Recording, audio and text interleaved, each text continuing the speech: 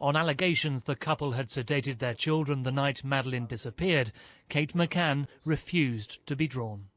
You know, I'm not even going to answer that question, I'm afraid. I mean, it's ludicrous, and, you know, these sort of questions and the publishing of them are nonsense, and we shouldn't be giving them the time of day. There is absolutely no suggestion that Madeleine or the children were drugged, and it's outrageous. May 3, 2007, a date etched into the collective consciousness of true crime followers worldwide. In the quiet Portuguese resort town of Praia da Luz, a 3-year-old British girl vanished from her vacation apartment while her parents dined with friends just 180 feet away. No forced entry, no screams, no witnesses, just an empty bed where Madeleine McCann should have been sleeping. The disappearance of Madeleine McCann isn't just another missing child case. It's the most heavily reported missing person case in modern history. Over $14 million spent on investigations. Thousands of leads followed. Dozens of suspects questioned. Yet 16 years later, we still don't have definitive answers. But what if the answer has been hiding in plain sight all along? The official narrative, the one that dominated headlines and shaped public perception, tells us that an intruder broke into apartment 5A of the Ocean Club Resort and abducted Madeleine while her twin siblings slept undisturbed nearby. Her parents, Kate and Jerry McCann, were enjoying dinner with 7 friends at a tapas restaurant within the resort complex, checking on their children periodically throughout the evening. Yet beneath this widely accepted version of events lies a web of contradictions, forensic evidence, and troubling questions that point to a very different possibility: that there was no abduction at all. Portuguese investigators eventually came to suspect that Madeleine may have died accidentally in the apartment, possibly from an excess of sedatives, and that her parents staged an abduction to cover up this tragic truth. The evidence supporting this theory includes cadaver dog alerts, DNA findings, timeline inconsistencies, and behavioral red flags that have never been adequately explained. Before we dive deeper, hit that subscribe button if you're fascinated by cases where the official story might not tell the whole truth. On Criminal Instinct, we don't shy away from examining all angles, even when they challenge powerful narratives. Tonight, we'll walk through the evidence piece by piece. We'll examine the apartment layout, the timeline discrepancies, the forensic findings, and the sedation theory that could explain what really happened to Madeleine McCann. This isn't about sensationalism, it's about following evidence to its logical conclusion, no matter how uncomfortable that might be. Where were you when you first heard about Madeleine McCann's disappearance? For many of us, this case represented our first realization that sometimes the most obvious suspect isn't a stranger lurking in the shadows, but someone much closer to the victim. Sometimes the most compelling evidence isn't what was found, but what wasn't. Join me as we peel back the layers of media spin, political interference, and public relations to examine what the evidence actually tells us about that fateful night in apartment 5A. The truth about Madeleine McCann may be far more disturbing than an unknown predator. It may be a truth that powerful interests have worked tirelessly to keep hidden. Praia da Luz sits on Portugal's southern Algarve coast, a picturesque former fishing village transformed into a tourist haven. In May 2007, the resort town was just entering its busy season, warm enough for beach days but not yet crowded with summer tourists. The atmosphere was relaxed and family-friendly, with cobblestone streets, whitewashed buildings, and a golden beach framed by dramatic cliffs. Local Portuguese families mingled with British and European tourists, creating a seemingly safe environment where parents felt comfortable giving their children more freedom than they might at home. The Ocean Club Resort, operated by Mark Warner Holidays, wasn't a single secure complex, but rather a collection of apartments and facilities scattered throughout a section of the village. This layout meant guests moved between their accommodations, restaurants and pools by walking through public areas, a critical detail when considering security. The resort offered a babysitting service and a night creche for children, but the McCanns, like several other families in their travel group, opted instead for what they called checking on their sleeping children periodically while dining nearby. Apartment 5A stood at a vulnerable corner position at 5 Rua Dr. Agostinho da Silva, with multiple access points. Located on the ground floor, it featured a front door opening to the street, sliding glass patio doors in the rear leading to a small garden area, and a window in the children's bedroom facing the street. The apartment's position meant it was visible from multiple public vantage points and easily accessible to anyone in the area, not just resort guests. Security was minimal. No CCTV cameras, no security guards patrolling regularly, and locks that weren't particularly sophisticated. The layout inside was simple. A combined living room and kitchen area, a hallway leading to a bathroom, the main bedroom where Kate and Jerry slept, and a smaller bedroom at the front where the 3 children slept, Madeleine in a single bed, and the 2-year-old twins, Sean and Amelie, in travel cots.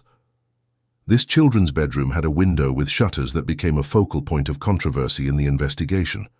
The McCanns arrived at Praia da Luz on April 28, 2007, for a 7-day vacation with 7 friends and their children, a group that became known as the Tapas 9.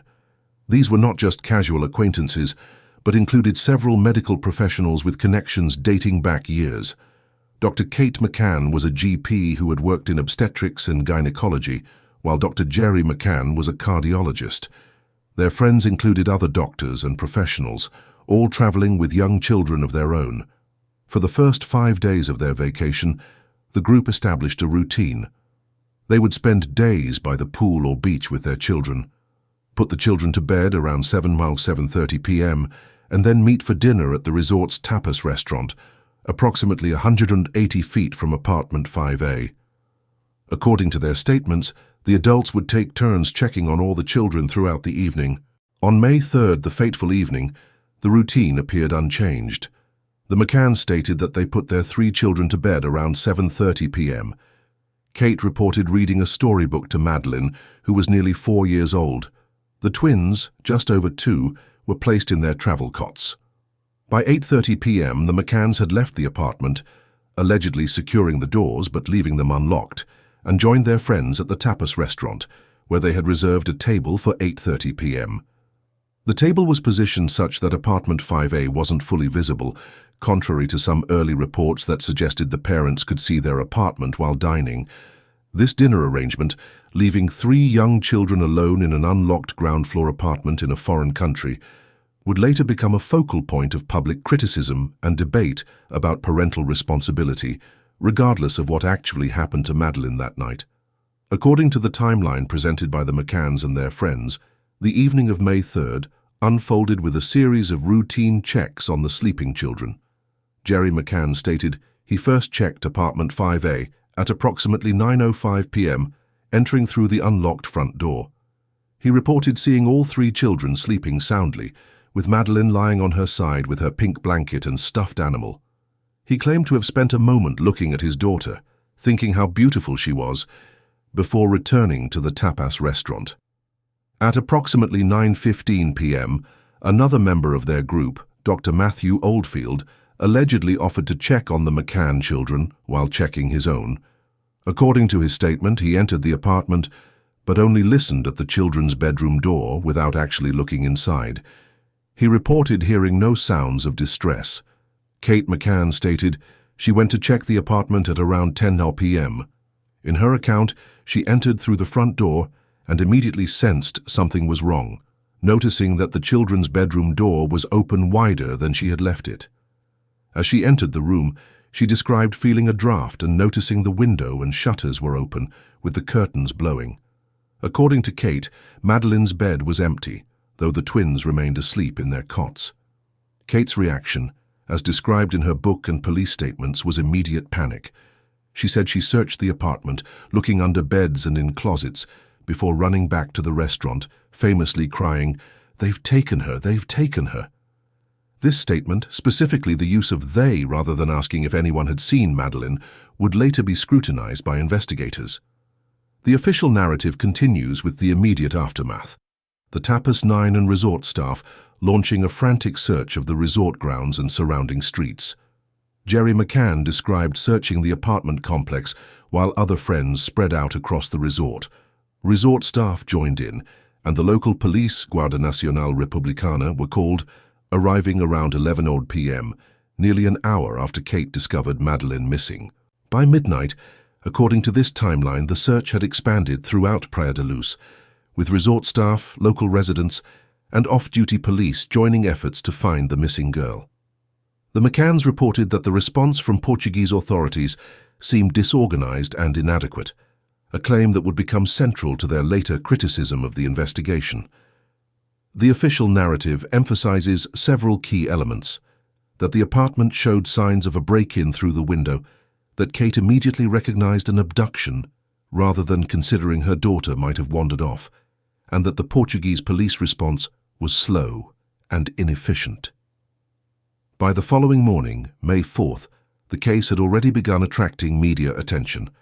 The McCanns, particularly Jerry, quickly engaged with the press, giving statements and appearing before cameras.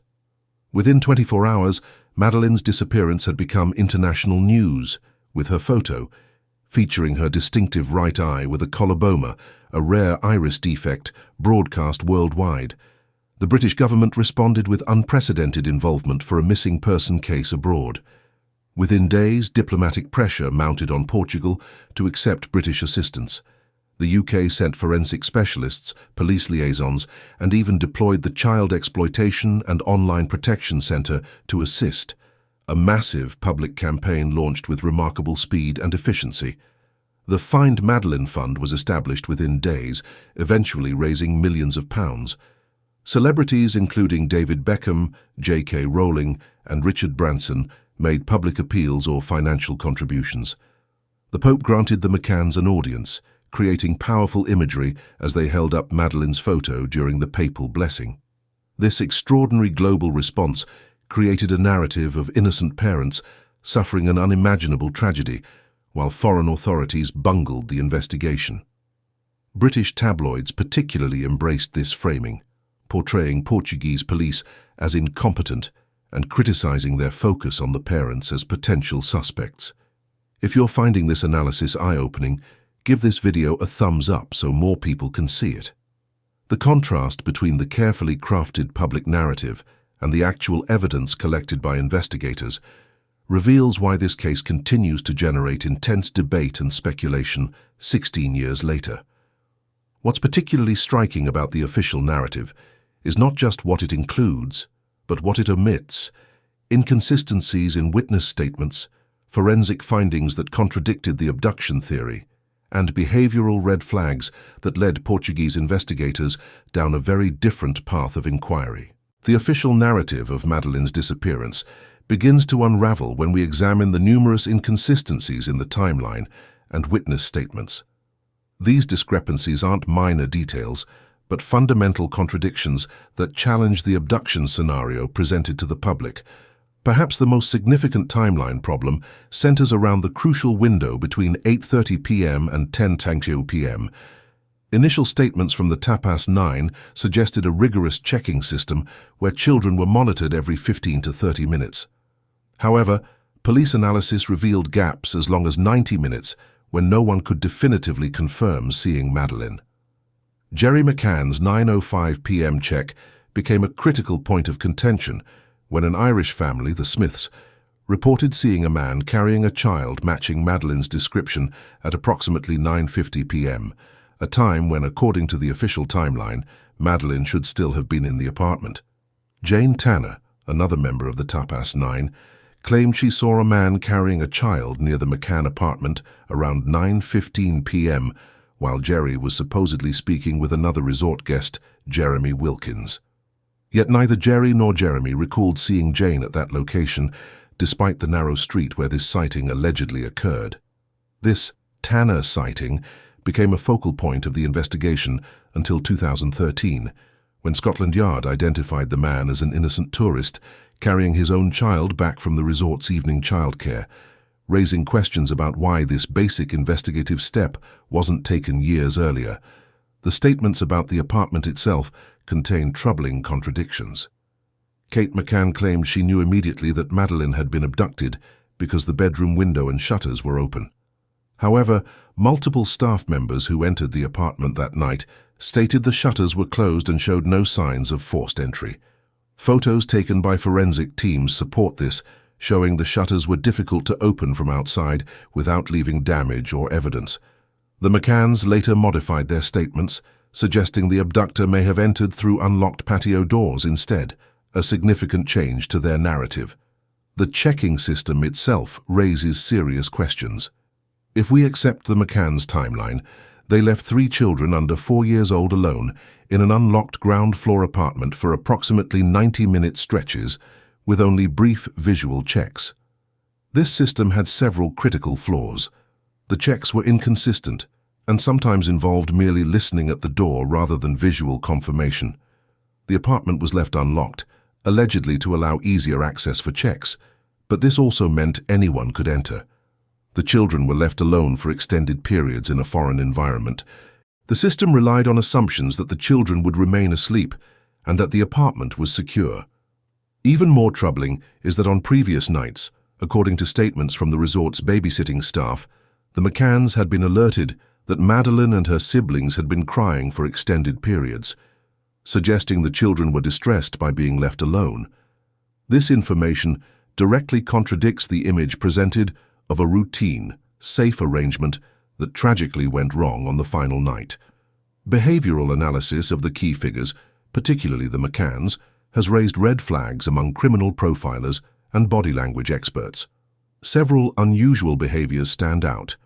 Within hours of Madeleine's disappearance, Jerry McCann contacted the media and UK authorities directly, bypassing local police protocols.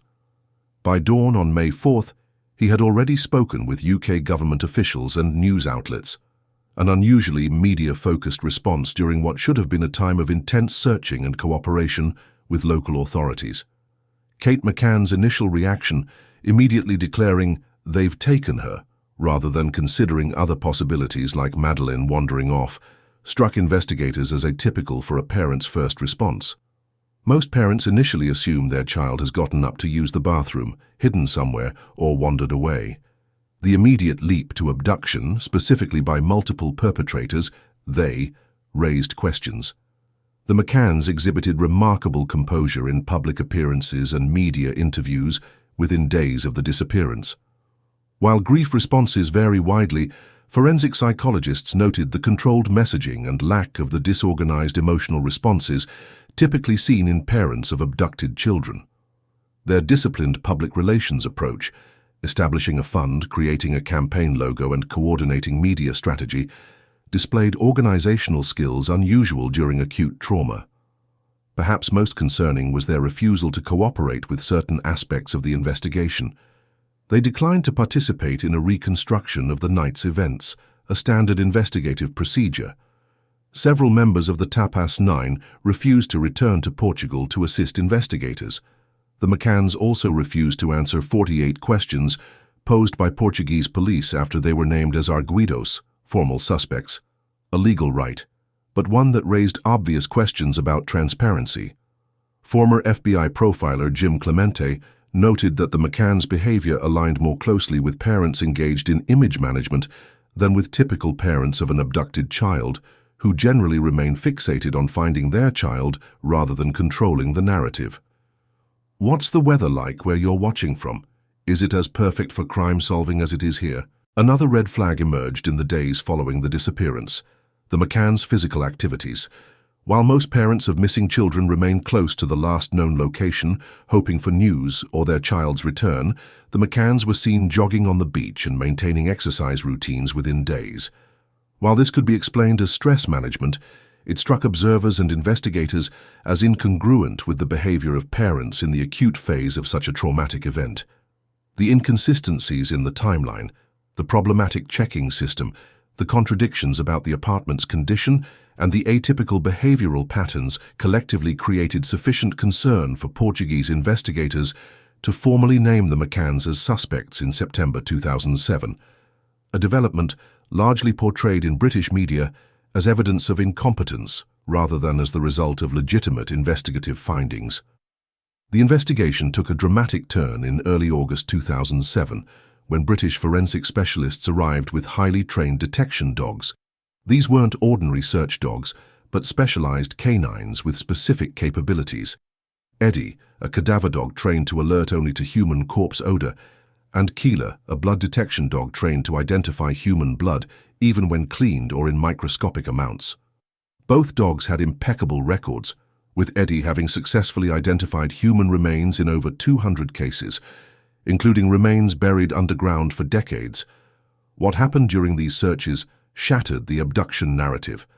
Eddie alerted to the presence of cadaver odor in 5 specific locations in apartment 5A, behind the sofa in the living room, in the main bedroom, in a flower bed on the patio, on Kate McCann's clothes, and on Madeleine's stuffed toy, Cuddle Cat. The alerts were specific and decisive, with the dog's behavior captured on police video that would later be leaked to the public. Even more damaging, both Eddie and Keeler alerted to the McCann's rental car, a Renault Scenic they had rented 24 days after Madeleine disappeared. Eddie indicated cadaver odor in the car's trunk and on the key fob, while Keeler alerted to blood in the same areas. The implications were devastating to the abduction theory. How could a car rented weeks after the disappearance contain evidence consistent with a dead body? The McCanns and their supporters offered various explanations for these alerts. Kate suggested her clothes might have been contaminated from her work as a doctor, where she had contact with deceased patients. However, this explanation failed to account for why only certain items alerted the dogs, or why the alerts occurred in specific locations rather than generally throughout their possessions. Regarding the car, suggestions included that the dogs were alerting to rotting food, dirty diapers, or sea bass. Forensic experts dismissed these explanations, noting that these highly specialized dogs are trained specifically to ignore such common odors. Following the dog alerts, forensic teams collected samples for DNA analysis. From the apartment, 15 samples were taken from areas where the dogs had alerted. From the rental car, forensic technicians recovered samples from the trunk area. These samples were sent to the Forensic Science Service, FSS, in Birmingham, England, for analysis using low copy number LCN DNA testing, a sensitive technique that can detect minute traces of DNA but is also prone to contamination issues. The initial FSS report, leaked to the media, indicated that 15 out of 19 markers in the DNA sample from the car trunk matched Madeleine's DNA profile, a finding that Portuguese investigators considered highly significant. However, the final report used more cautious language, stating that the results were inconclusive and that the sample contained DNA from multiple individuals. This apparent backtracking raised questions about potential political pressure on the lab, especially given the unprecedented level of UK government involvement in the case. DNA expert Dr. John Lowe of the FSS explained that while the sample contained components of Madeleine's DNA profile, he couldn't definitively state it was hers due to the degraded nature of the sample. However, he also couldn't exclude it as hers. This nuanced scientific conclusion was often misrepresented in media reports as the DNA evidence being debunked, when in fact it remained potentially incriminating but inconclusive on its own. The most controversial aspect of the case involves the sedation theory, the possibility that the McCann children were given sedatives to ensure they slept through the evening while their parents dined. This theory addresses several otherwise puzzling elements: why the twins didn't wake during the commotion following Madeleine's disappearance, how an abductor could remove Madeleine without waking her or her siblings, and what might have led to an accidental death. Several pieces of evidence support the sedation theory. First, multiple witnesses, including the McCanns themselves, noted that the twins remained asleep despite the chaos, lights, noise, and being moved during the search. Kate McCann described checking their breathing and even pinching them without response, unusual behavior for sleeping toddlers who typically wake easily to environmental changes. Portuguese police requested toxicology tests on the twins' hair, which could have detected sedatives used in the preceding months, but the McCanns refused this testing. Second, as medical professionals, the McCanns had knowledge of and access to various sedatives. Kate McCann worked in a general practice where such medications would be familiar, and several members of their travel group were also doctors. While no direct evidence of sedative use was found in the apartment, investigators noted that the family's medication was kept in a blue bag that was moved from its initial location before police could examine it. Third, expert pediatricians consulted during the investigation stated that the twins' uninterrupted sleep throughout the commotion was highly unusual and consistent with sedation rather than natural sleep. Children of that age typically wake easily, especially in response to unfamiliar voices, lights, and being physically moved. The possible scenario that emerged from this evidence was troubling. If the children were being sedated to ensure they slept through the evening, an accidental overdose could explain Madeleine's death. Sedatives affect children differently than adults, and dosing errors can be fatal, particularly in young children. A slightly miscalculated dose, especially if combined with factors like dehydration from sun exposure or interaction with other medications, could lead to respiratory depression and death. In this scenario, Madeleine may have died in the apartment from an accidental overdose of sedatives administered to ensure the children slept while the adults dined. This would explain the cadaver dog alerts in the apartment, the apparent evidence of death rather than abduction, and the subsequent behavior of the parents in potentially staging an abduction to avoid the devastating consequences of such a revelation, particularly as medical professionals who had administered medication to their children outside proper protocols. Forensic pathologists consulted in the case noted that if Madeleine died from sedative overdose, her body would show few obvious signs of trauma, making it difficult to determine cause of death without specific toxicology testing. The window of time between the last confirmed sighting of Madeleine and Kate's discovery of her absence would have been sufficient for the parents to conceal her body temporarily, explaining why initial searches failed to locate her. This case has so many layers. If you want me to cover more controversial cases like this, comment Truth Seeker below. The sedation theory connects multiple evidence points. The dog's alerts indicating a death occurred in the apartment, the later alerts in a car rented weeks after the disappearance suggesting transportation of remains, the DNA evidence that, while inconclusive, couldn't exclude Madeleine, and the behavioral anomalies observed by witnesses and investigators. It provides a coherent explanation for why an extensive international search never found any credible evidence of an abductor or of Madeleine alive after May 3rd. The investigation into Madeleine's disappearance was plagued by problems from the outset, though not always for the reasons portrayed in British media. The initial police response has been widely criticised, with some legitimate concerns, but also many mischaracterizations that served the abduction narrative. When local Guardia Nacional Republicana, GNR officers, first arrived at apartment 5A around 11 p.m. on May 3rd, they treated the scene as a missing child case rather than a crime scene. This critical error allowed dozens of people, resort staff, friends, family, and searchers, to move freely through the apartment, contaminating potential evidence. Fingerprints were not immediately collected. The bedroom window was repeatedly opened and closed, and items were moved. By the time forensic teams arrived the following day, the apartment had been thoroughly compromised.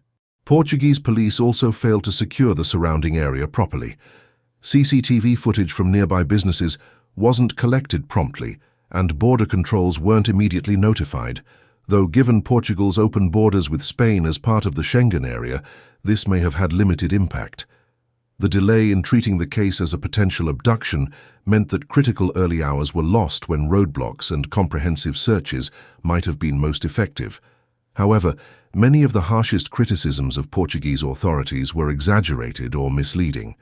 Claims that they took no notes, they did, but used a different system than UK police, didn't conduct door-to-door inquiries, they interviewed over 700 people, or failed to collect DNA, they did, but contamination limited its usefulness, served to undermine public confidence in the investigation while deflecting scrutiny from the parents.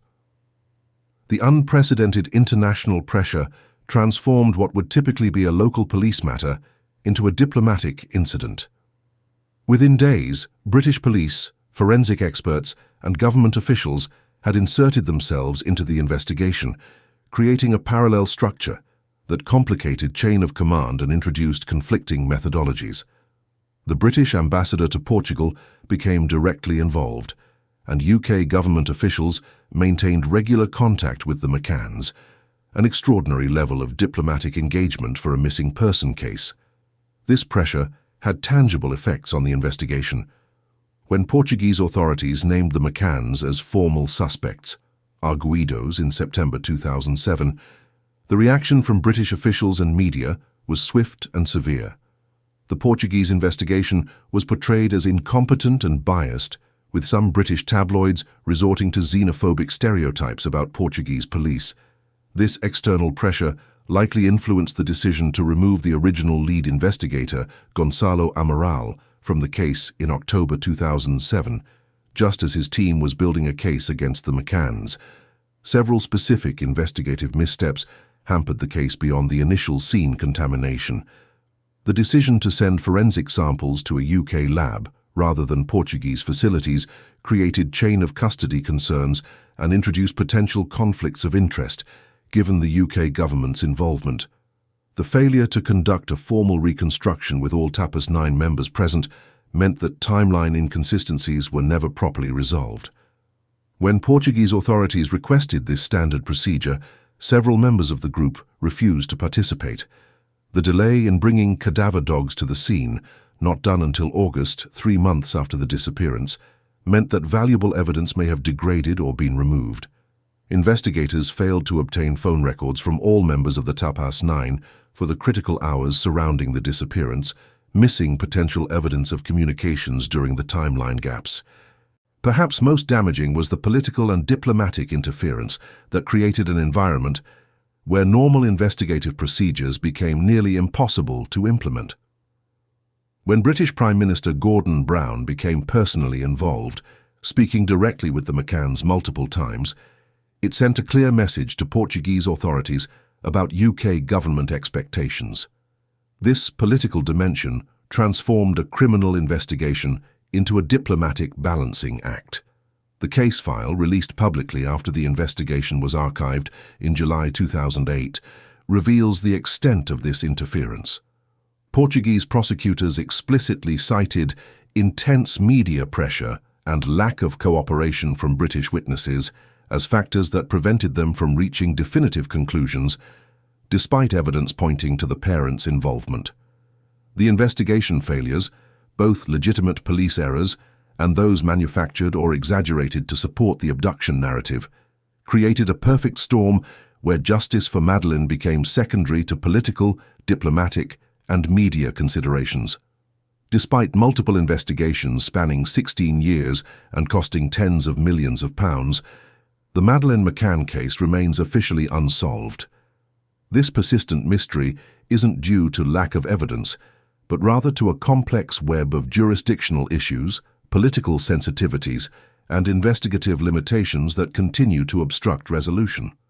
The original Portuguese investigation, led by Inspector Gonçalo Amaral, was hampered by unprecedented diplomatic pressure from the UK. When Portuguese authorities named the McCanns as formal suspects, in September 2007, the reaction from British officials was swift and forceful. Amaral was removed from the case in October 2007 after criticising British police involvement. He later published a book, The Truth of the Lie, detailing his theory that Madeleine died accidentally in the apartment and the parents staged an abduction. The McCanns sued Amaral for libel, initiating a legal battle that continued for years, ultimately resulting in Portugal's highest court ruling in Amaral's favour and affirming his right to publish his professional conclusions. The case was officially shelved in July 2008, with Portuguese prosecutors stating that while there was no evidence of abduction, there was insufficient evidence to charge the McCanns. This ambiguous conclusion left the case in limbo, neither solved nor completely dismissed. In 2011, under pressure from the McCanns and British media, UK Prime Minister David Cameron ordered a new investigation by Metropolitan Police, Operation Grange, with an initial budget of $5 million that has since grown to over $13 million. Controversially, Operation Grange's remit specifically excluded investigating the parents, focusing solely on the abduction theory despite the lack of evidence supporting it. This artificial constraint has led many to question whether Operation Grange was designed to find the truth or to provide a more palatable narrative.